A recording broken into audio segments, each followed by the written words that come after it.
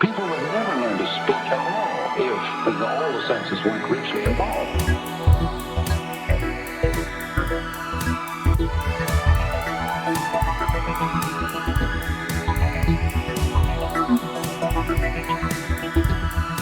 Like a composer writing melody, he makes a world.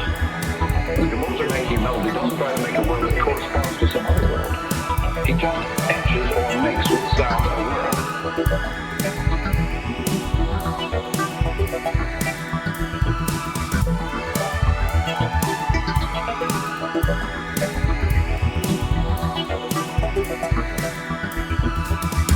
The future is likely to be able to program consciousness with the same ease with which we have previously programmed curriculum.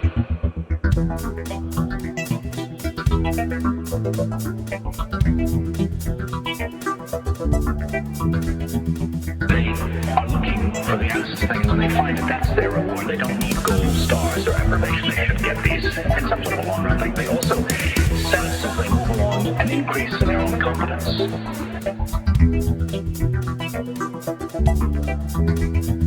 This is pretty heavy.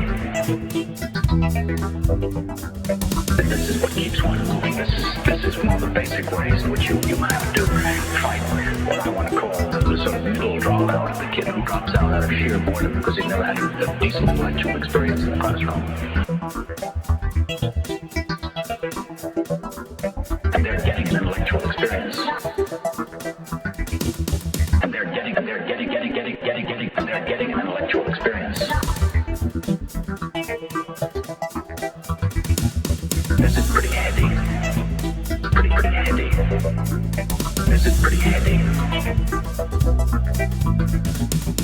A natural tendency is to use any new technology for the old purposes. The current uses of television are to simulate the old-fashioned classroom.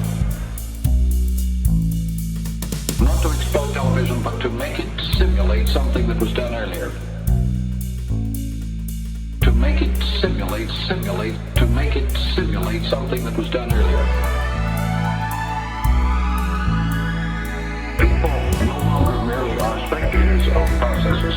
They're very much now involved in processes, and therefore children love to get involved in making their own films, making their own programs.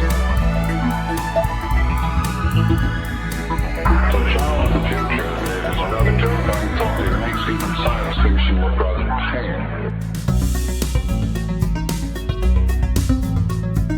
This is pretty heady.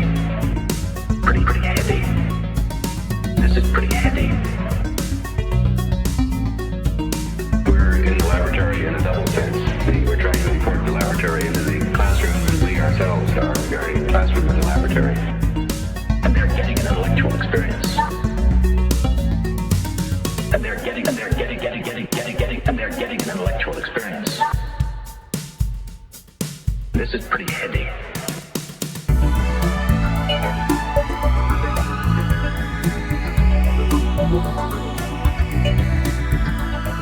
I can't be terrified by such prospects really, because these are also extensions of that.